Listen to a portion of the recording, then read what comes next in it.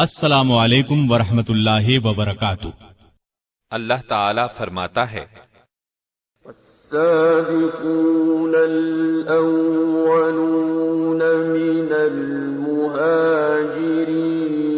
والأنصار والذين اتبعوهم بإحسان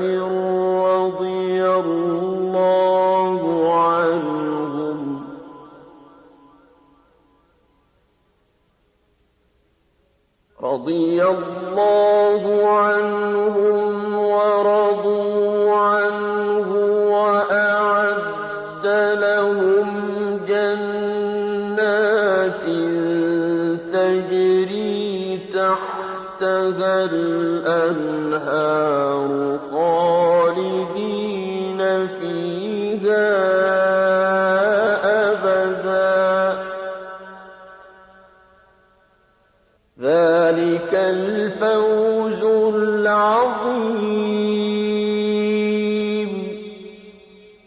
یعنی مہاجرین اور انصار میں سے جنہوں نے اسلام لانے میں سبقت اور اولیت کا شرف حاصل کیا، اور وہ لوگ جنہوں نے نیکوکاری میں ان کی اتباع کی، اللہ ان سے خوش اور وہ اللہ سے خوش ہیں۔ اللہ نے ان کے لیے ایسے باغ تیار کر رکھے ہیں جن کے نیچے نہریں بہہ رہی ہیں، وہ ان میں ہمیشہ رہیں گے، یہ بڑی کامیابی ہے۔ صحابہ کرام کی جماعت میں مہاجرین اور انصار افضل ہیں، پھر انصار پر مہاجرین کو فضیلت حاصل ہے، اور مہاجرین پر عشرہ مبشرہ کو فضیلت حاصل ہے۔ نبی اکرم صلی اللہ علیہ وسلم کا ارشاد ہے، ابو بکر جنت میں ہیں، عمر جنت میں ہیں، عثمان جنت میں ہیں، علی جنت میں ہیں، طلحہ جنت میں ہیں، زبیر جنت میں ہیں، عبد الرحمن بن عوف جنت میں ہیں، سعد بن ابی وقاص جنت میں ہیں، ابو عبیدہ بن جراح جنت میں ہیں، سعید بن زید جنت میں ہیں۔ اس حدیث کو ترمذی اور ابن ماجہ نے سیدنا عبد الرحمن بن عوف اور سیدنا سعید بن زید کے واسطے سے روایت کیا ہے۔ سیدنا زبیر بن عوام رضی اللہ عنہ کے حالات سناتے ہیں۔ سیدنا زبیر بن عوام نبی صلی اللہ علیہ وسلم کی ہجرت مدینہ سے قریباً 28 سال پہلے مکے میں پیدا ہوئے۔ ماں باپ نے نام زبیر رکھا۔ نبی صلی اللہ علیہ وسلم نے آپ کا یہی نام پسند فرمایا۔ کنیت ابو عبداللہ تھی۔ آپ کے بڑے بیٹے کا نام عبداللہ تھا۔ آپ کا تعلق قریش کی شاخ بنو اسد سے تھا۔ قریش کی مختلف شاخیں بنو اسد سے مشورے لیا کرتی تھیں۔ نبی صلی اللہ علیہ وسلم کی پہلی زوجہ محترمہ سیدہ خدیجہ بھی بنو اسد سے تھیں۔ سیدہ خدیجہ رضی اللہ عنہا سیدنا زبیر کی سگی پھوپھی تھیں۔ سیدنا زبیر کا نسب نامہ 5ویں پشت میں آپ صلی اللہ علیہ وسلم سے مل جاتا ہے۔ آپ کے والد عوام سیدہ خدیجہ کے بھائی تھے۔ انہوں نے اسلام کا زمانہ نہیں پایا اور زبیر کے بچپن ہی میں فوت ہو گئے تھے۔ آپ کی والدہ سیدہ صفیہ رسول اللہ صلی اللہ علیہ وسلم کی پھوپھی تھیں۔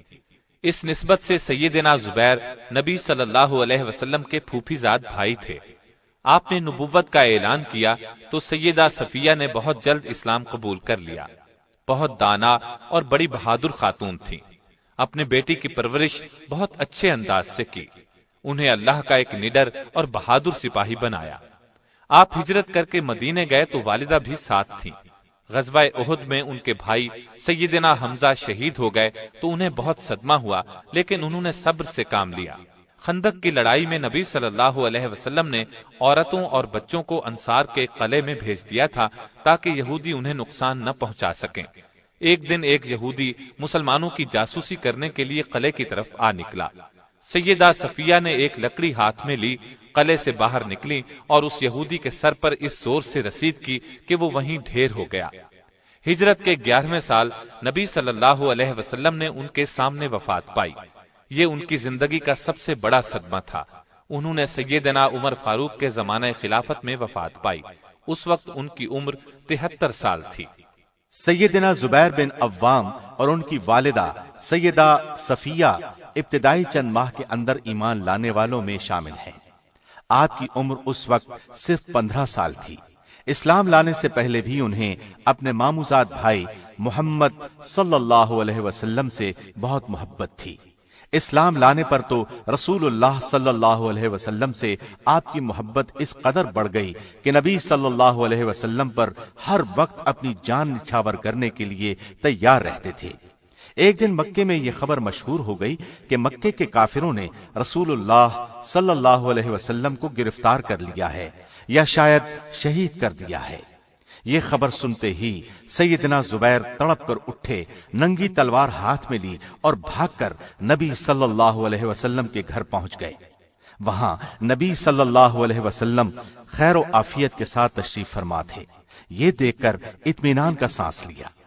نبی صلی اللہ علیہ وسلم نے ان سے دریافت فرمایا، خیر تو ہے، یہ ننگی تلوار کس لیے ہاتھ میں پکڑ رکھی ہے؟ انہوں نے عرض کیا کہ میرے ماں باپ آپ پر قربان ہوں، میں نے سنا تھا کہ دشمنوں نے نبی صلی اللہ علیہ وسلم کو گرفتار کر لیا ہے یا شاید نبی صلی اللہ علیہ وسلم کو شہید کر دیا گیا ہے۔ ان کی یہ بات سن کر نبی صلی اللہ علیہ وسلم نے فرمایا، اگر ایسا ہوتا تو تم کیا کرتے؟ اس پر سیدنا زبیر نے عرض کیا، اے اللہ کے رسول، اللہ کی قسم میں ان سے لڑتا، اس قدر لڑتا کہ شہید ہو جاتا۔ یہ سن کر نبی صلی اللہ علیہ وسلم بہت خوش ہوئے اور انہیں دعا دی۔ یہ پہلی تلوار تھی جو اللہ کے راستے میں اور اللہ کے نبی کی حمایت میں بلند ہوئی تھی، اور اسے بلند کرنے کا شرف نوجوان زبیر کو حاصل ہوا۔ جب تک سیدنا زبیر اسلام نہیں لائے تھے، اس وقت تک ان کا چچا نوفل بن خویلد ان پر بہت مہربان رہا، لیکن ادھر آپ نے اسلام قبول کیا، ادھر اس نے آپ پر ظلم شروع کر دیا۔ وہ آپ کو چٹائی میں لپیٹ دیتا اور آگ سلگا کر اس کی دھونی دیتا، پھر ان سے کہتا اپنے باپ دادا کے مذہب کی طرف پلٹا، نیا دین چھوڑ دے۔ سیدنا زبیر ہر بار یہی جواب دیتے، ہرگز نہیں، یہ نہیں ہو سکتا۔ چچا کے علاوہ مکے کے دوسرے کافر بھی ان سے اچھا سلوک نہیں کرتے تھے۔ اس طرح انہوں نے کئی سال تک دین کے لیے سختیاں برداشت کی، یہاں تک کہ آپ نے سب سے پہلے حبشہ کی طرف ہجرت کرنے والوں کا ساتھ دیا۔ درمیان سے یہ مسلمان حبشہ سے واپس بھی آئے اور پھر حبشہ چلے گئے۔ اس مرتبہ 100 سے زیادہ مسلمان مرد اور عورتیں حبشہ چلے گئے۔ حبشہ کی طرف ہجرت کر جانے والے مسلمانوں میں سے ایک جماعت تو خیبر کی لڑائی تک حبشہ میں رہی اور 7 ہجری کے شروع میں حبشہ سے مدینہ منورہ پہنچی، لیکن 40 کے قریب مرد اور عورتیں نبی صلی اللہ علیہ وسلم کے مدینے کی طرف ہجرت کرنے سے پہلے مکے واپس آ گئے۔ ان میں سیدنا زبیر بھی شامل تھے۔ انہوں نے مکے واپس آ کر تجارت شروع کر دی۔ اسی زمانے میں ان کی شادی سیدنا ابو بکر کی بڑی بیٹی سیدہ اسما سے ہو گئی۔ آپ نبی صلی اللہ علیہ وسلم سے پہلے مکہ نہ چھوڑ سکے۔ اس کی وجہ یہ تھی کہ ان دنوں ایک تجارتی قافلے کے ہمراہ شام گئے ہوئے تھے۔ شام سے واپس لوٹے تو رسول اللہ صلی اللہ علیہ وسلم سیدنا ابو بکر کے ساتھ مدینے جا چکے تھے۔ راستے میں ایک مقام پر ان کی ملاقات سیدنا زبیر سے ہوئی۔ سیدنا زبیر نے سفید کپڑے نبی صلی اللہ علیہ وسلم کو پیش کیے۔ پھر نبی صلی اللہ علیہ وسلم سے رخصت ہو کر زبیر مکے پہنچے اور اپنی والدہ سیدہ صفیہ کے ہمراہ مدینے کی طرف ہجرت کی۔ یہ آپ کی تیسری ہجرت تھی۔ اس وقت آپ کی عمر 28 سال تھی۔ بھائی چارے کے موقع پر رسول اللہ صلی اللہ علیہ وسلم نے سیدنا سلمہ بن سلامہ انصاری کو آپ کا بھائی بنایا۔ یہ بھی بہت اونچے درجے کے صحابی تھے۔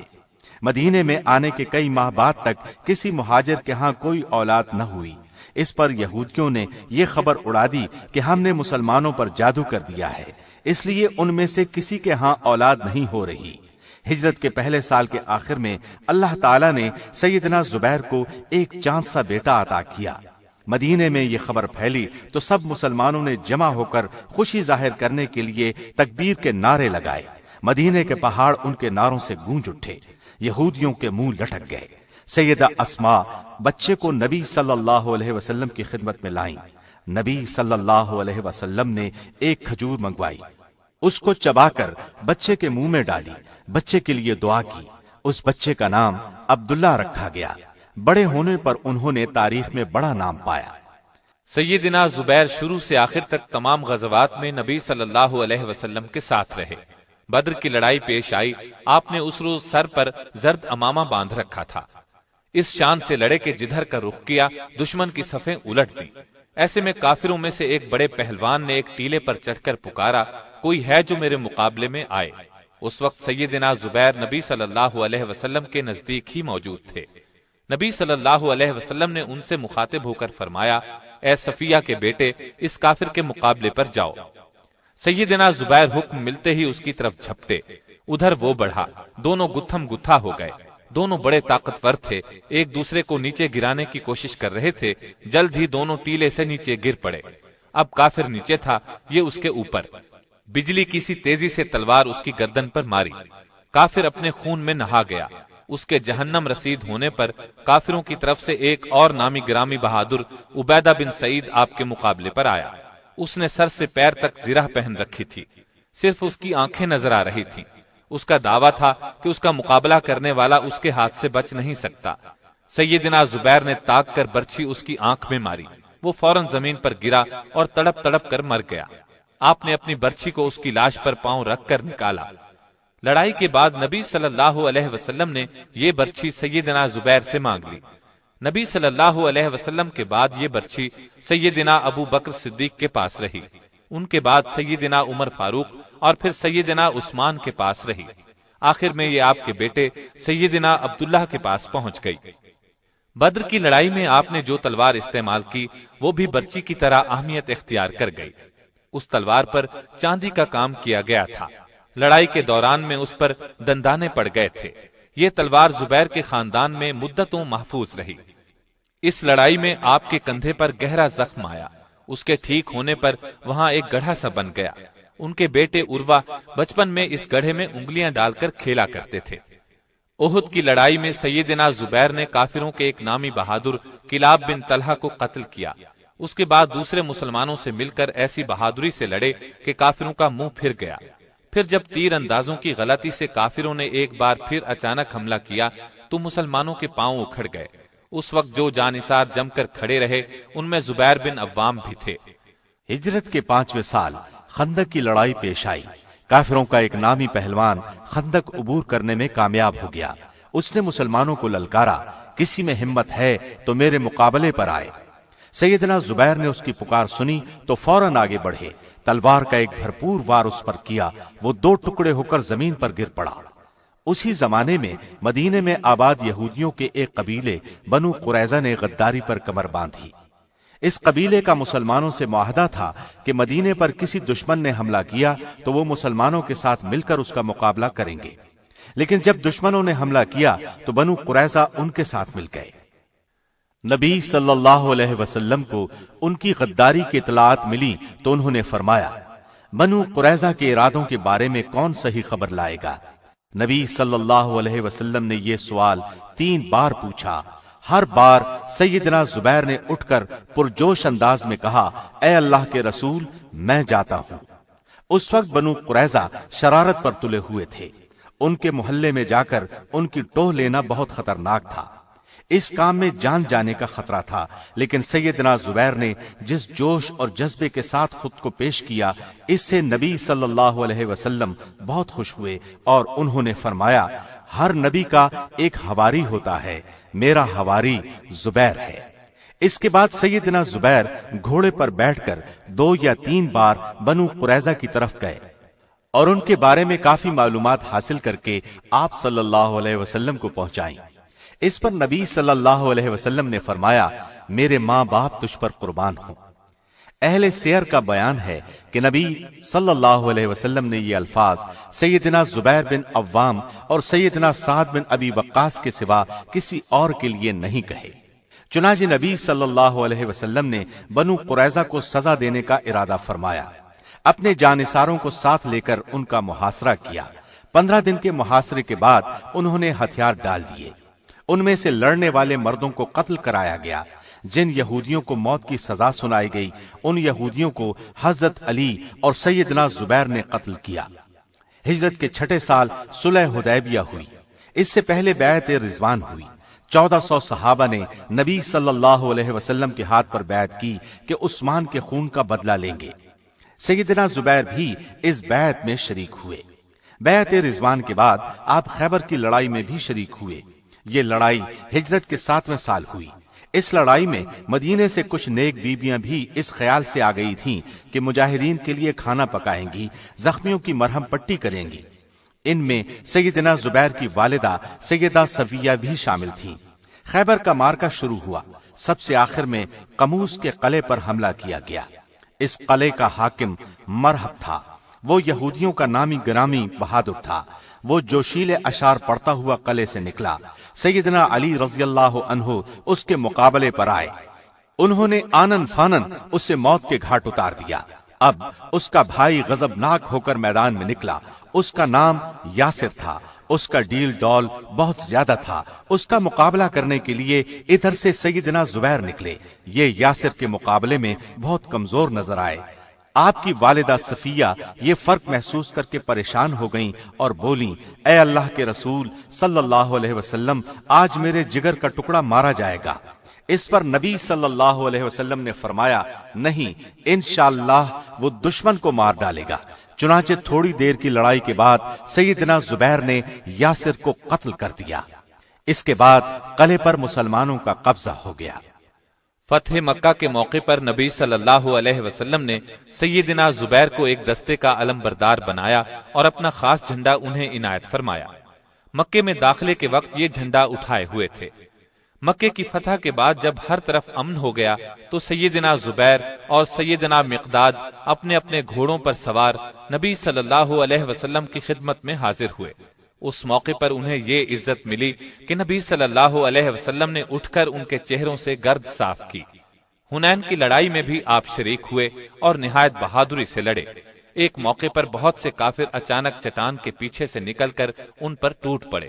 آپ نے تنے تنہا ان سے مردانہ وار مقابلہ کیا اور جلد ہی انہیں بھاگنے پر مجبور کر دیا۔ حنین کے بعد نبی صلی اللہ علیہ وسلم نے طائف کا محاصرہ کر لیا۔ یہ محاصرہ تقریباً 3 ماہ جاری رہا۔ سیدنا زبیر برابر اس دوران میں نبی صلی اللہ علیہ وسلم کے ساتھ رہے۔ تبوک کی مہم میں بھی آپ ساتھ تھے۔ ہجرت کے 10ویں سال آپ حج کے لیے مکے تشریف لے گئے۔ سیدنا زبیر سمیت 1 لاکھ سے زائد مسلمان آپ کے ساتھ تھے۔ اس حج کے جلد ہی بعد آپ اس دنیا سے رخصت ہو گئے۔ آپ کے بچھڑنے کا غم سیدنا زبیر کو بھی دوسرے صحابہ کی طرح بہت زیادہ ہوا۔ یہ ان کی زندگی کا سب سے بڑا صدمہ تھا۔ اس کے بعد دنیا کے کاموں میں ان کی دلچسپی بہت کم ہو گئی۔ ابو بکر صدیق کی خلافت کا زمانہ آپ نے خاموشی سے گھر بیٹھ کر گزارا۔ پھر سیدنا عمر فاروق کی خلافت میں ان سے اجازت لے کر اپنے بڑے بیٹے عبداللہ کے ساتھ شام کے محاذ پر چلے گئے۔ اسلامی لشکر میں شامل ہو کر جہاد کرتے رہے۔ رومیوں کے خلاف سب سے بڑی لڑائی یرموک کی تھی۔ اس جنگ میں رومی عیسائیوں کی تعداد قریباً 3 لاکھ تھی، جبکہ مسلمان قریباً 40,000 تھے۔ مقابلہ سخت تھا۔ اس جنگ میں سیدنا زبیر نے شاندار کارنامے انجام دیے۔ لڑائی کے دوران ایک موقع پر کچھ ساتھیوں نے کہا، اے ابو عبداللہ، اگر آپ دشمنوں کی صفیں توڑ کر ان کے درمیان سے آگے نکل جائیں تو ہم بھی آپ کا ساتھ دیں گے۔ آپ نے فرمایا، تم میرا ساتھ نہیں دے سکو گے۔ ساتھیوں نے کہا، ہم آپ کے پیچھے رہیں گے۔ اب سیدنا زبیر نے رومیوں پر اس زور کا حملہ کیا کہ صفوں کو چیر کر آگے نکل گئے۔ کوشش کے باوجود کوئی ان کا ساتھ نہ دے سکا۔ جب یہ واپس آنے لگے تو رومیوں کے ایک گروہ نے انہیں گھیر لیا۔ انہوں نے ڈٹ کر ان کا مقابلہ کیا۔ اس مقابلے میں انہیں کندھے پر زخم آئے، پھر بھی ان کے گھیرے سے نکل آئے۔ یہ زخم اتنے گہرے تھے کہ ٹھیک ہو جانے کے بعد گڑھے رہ گئے۔ ایسا ہی ایک زخم انہیں بدر کی لڑائی میں لگا تھا۔ آپ کے بیٹے عروہ بچپن میں ان میں انگلیاں ڈال کر کھیلا کرتے تھے۔ شام کے محاذ پر سیدنا عمرو بن عاص موجود تھے۔ انہوں نے مصر پر چڑھائی کی، چھوٹے چھوٹے شہر فتح کیے۔ ایک قلعہ قصر شمع رہ گیا، وہ بہت مضبوط تھا۔ اس میں مصریوں کی فوج بھی بہت تھی، جبکہ عمرو بن عاص کے پاس فوج بہت کم تھی۔ انہوں نے امیر المومنین سیدنا عمر فاروق رضی اللہ عنہ سے مدد مانگی۔ آپ نے 4000 فوج 4 سالاروں کے ساتھ روانہ کی۔ سالاروں کے نام یہ تھے: سیدنا زبیر، سیدنا عبادہ بن صامت، سیدنا مقداد بن اسود، سیدنا مسلمہ بن مخلد۔ آپ نے عمرو بن عاص کو یہ خط بھی لکھا: ان سالاروں میں سے ہر سالار 1000 سوار کے برابر ہے، اس لیے اس فوج کو 8000 سمجھنا۔ جب یہ فوج अम्र बिन आस के पास पहुंची तो उन्होंने सैयदना जुबैर को सिपा सालार बना लिया, क्योंकि वो दीनी मर्तबे के लिहाज से सबसे बड़े थे और जंग के मैदान में भी अपना लोहा कई बार मनवा चुके थे। उन्होंने घोड़े पर सवार होकर किले के चारों तरफ चक्कर लगाया। जहां जहां मुनासिब समझा मुनासिब तादाद में सवार और पैदल फौज के दस्ते बिठा दिए। साथ ही मिनजनीकों यानी पत्थर फेंकने वाली मशीनों के जरिए से किले पर पत्थर बरसाने शुरू कर दिए, मगर किला फिर भी फतह न हुआ। आखिर एक दिन आपको बहुत जोश आया। आपने बुलंद आवाज में कहा, आज मैं मुसलमानों पर अपनी जान कुर्बान करता हूं। ये कहकर नंगी तलवार हाथ में ली और सीढ़ी लगाकर फसील पर चढ़ गए। चंद और मुजाहिदीन ने भी उनका साथ दिया। फसील के ऊपर पहुंचकर सबने मिलकर तकबीर के नारे बुलंद किए। ये नारे सुनकर किले के बाहर मौजूद लश्कर ने इस कदर बुलंद आवाज में अल्लाहु अकबर का नारा लगाया कि जमीन हिल गई। मिस्रियों ने समझा सारा इस्लामी लश्कर किले में घुस आया।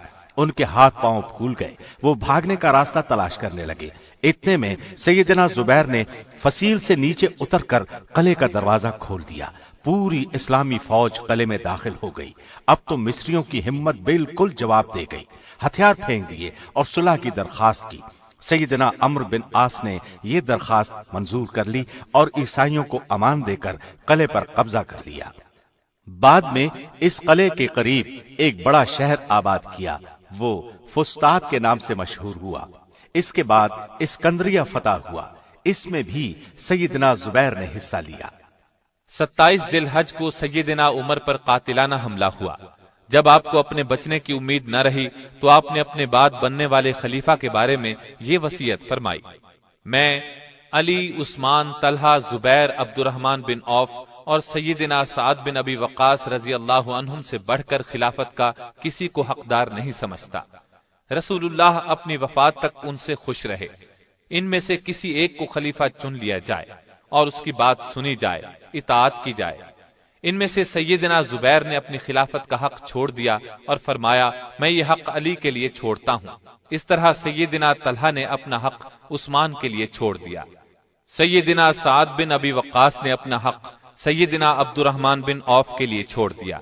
गोया अब खिलाफत के लिए ये 3 सहाबा रह गए, उस्मान, अली और अब्दुर्रहमान बिन औफ। इनमें से भी सैयदना अब्दुर्रहमान बिन औफ ने अपना हक वापस ले लिया। ये कहा कि खिलाफत के लिए मेरे नाम को जेरे गौर न रखा जाए।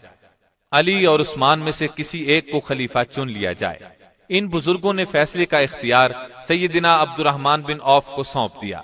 उन्होंने सैयदना उस्मान को खलीफा बनाने का ऐलान कर दिया। वहां मौजूद सभी लोगों ने सैयदना उस्मान की बैत कर ली। आपके जमाने में सैयदना जुबैर ने पूरी मुद्दत खामोशी से बसर की। एक बार सैयदना उस्मान बीमार हुए तो अपना कायम मकाम जुबैर को मुकर्रर किया। अमीर हज भी उन्हें बनाया और फरमाया, बेशक तुम लोगों में जुबैर बेहतर हैं और रसूलुल्लाह को तुमसे ज्यादा महबूब थे। 35 हिजरी में बागियों ने सैयदना उस्मान को शहीद कर दिया तो जुबैर को बहुत सदमा हुआ। आपने चंद मुसलमानों के साथ रात की तारीकी में सैयदना उस्मान का जनाजा उठाया। आप ही ने नमाज जनाजा पढ़ाई। इसके बाद सैयदना अली खलीफा बने। इस मौके पर यह मसला पैदा हो गया कि सैयदना उस्मान के कातिलों की गिरफ्तारी और उन्हें सजा देने का मुतालबा जोर पकड़ गया। उस जमाने में उम्मत की मां सैयदा आयशा हज के लिए मक्के तशरीफ ले गई थीं। हज से फारिग होकर आप मदीने की तरफ रवाना हुई थीं कि खबर मिली कि उस्मान शहीद कर दिए गए, अली खलीफा बन गए हैं। लोगों ने उनके हाथ पर बैत कर ली है, लेकिन मदीने में अभी तक फितना और फसाद फैला हुआ है। ये खबरें सुनकर वो वापस मक्के चली गईं। इतने में सैयदना जुबैर और सैयदना तलहा उनके पास पहुंच गए। उन्होंने भी मदीने के परेशान कुन हालात बयान किए। मक्के के लोगों को भी ये तमाम हालात सुनाए गए। आखिर उम्मुल मोमिनीन आयशा सिद्दीका ने फरमाया, उस्मान के खून का बदला लेने और फितना फसाद दूर करने के लिए तैयार हो जाओ। सैयदना जुबैर और सैयदना तलहा भी उनके साथ चले। सैयदना अली को उनके आने की इत्तिला मिली तो आप अपना लश्कर लेकर चले। दोनों लश्कर बसरा के मकाम पर आमने सामने आ गए। सुलह की कोशिश शुरू हुई। आयशा सिद्दीका ने उस्मान के खून का बदला लेने का मुतालबा किया। फितना बपा करने वालों की गिरफ्तारी का मुतालबा किया। सैयदना अली ने अपनी मजबूरी बयान फरमाई। अभी सुलह की बातचीत हो रही थी कि फसादियों ने रात की तारीकी में दोनों तरफ से तीर चला दिए। इस तरह जंग बगैर किसी इरादे के छिड़ गई। ابھی لڑائی شروع نہیں ہوئی تھی کہ سیدنا علی اپنے گھوڑے پر سوار ہو کر آگے آئے اور بلند آواز میں فرمایا، اے زبیر، کیا آپ کو وہ دن یاد ہے جب ہم دونوں ہاتھ میں ہاتھ ڈالے رسول اللہ کے سامنے سے گزرے تھے تو آپ صلی اللہ علیہ وسلم نے تم سے پوچھا تھا کیا تم علی کو دوست رکھتے ہو؟ تم نے کہا تھا ہاں، تو آپ نے فرمایا تھا ایک دن تم علی سے ناحق لڑو گے۔ یہ سن کر سیدنا زبیر نے فرمایا، ہاں مجھے یاد آ گیا ہے۔ سیدنا علی اتنا فرما کر لشکر میں واپس چلے گئے، لیکن زبیر رضی اللہ عنہ میں فوری طور پر تبدیلی آ گئی۔ اسی وقت لڑائی کا میدان چھوڑ کر شہر بصرہ کی طرف چل دیے۔ ان کا خیال تھا بصرہ سے اپنا سامان لے کر واپس مدینے چلے جائیں۔ ایک شریر شخص عمرو بن جرموز میدان جنگ میں آپ کا تعاقب کر رہا تھا۔ راستے میں ایک جگہ جب آپ نماز پڑھنے لگے، اس شخص نے ایسے میں تلوار کا وار کیا اور آپ کو شہید کر دیا۔ انا للہ و انا الیہ راجعون۔ اس جگہ کا نام وادی سبا تھا، وہیں انہیں دفن کیا گیا۔ ابن جرموز کا خیال تھا کہ آپ کی شہادت کی خبر سن کر حضرت علی خوش ہوں گے، چنانچہ وہ زبیر شہید کی تلوار اور زرہ وغیرہ لے کر آپ کی خدمت میں حاضر ہوا اور آپ کو بتایا کہ اس نے زبیر کو قتل کر دیا ہے۔ یہ سن کر حضرت علی کو بہت صدمہ ہوا اور ابن جرموز کو بد دعا دی۔ حضرت زبیر مالدار تھے لیکن سادہ زندگی گزاری، کئی شادیاں کی، شہادت کے وقت 9 لڑکے اور 9 لڑکیاں تھیں۔ ان میں سے عبداللہ بن زبیر نے بہت شہرت پائی، اللہ سے بہت ڈرنے والے تھے، اخلاق حد درجے پاکیزہ تھا، دیانت اور امانت میں مشہور تھے، غضب کے بہادر تھے، شجاعت میں اپنا لوہا منوایا، بہت اچھے شاہ سوار تھے، سخاوت میں بھی کسی سے کم نہیں تھے، اپنی ضرورت پر دوسروں کو ترجیح دیتے تھے، اپنا زیادہ وقت رسول اللہ کی خدمت میں گزارتے تھے۔ سیدنا زبیر کو حضور صلی اللہ علیہ وسلم سے حد درجے محبت تھی، نبی صلی اللہ علیہ وسلم بھی آپ سے محبت کرتے تھے۔ سیدنا زبیر کو بھی دنیا ہی میں جنت کی خوشخبری نبوت کی زبان مبارک سے ملی۔ اللہ کی آپ پر ہزار ہا رحمتیں ہوں۔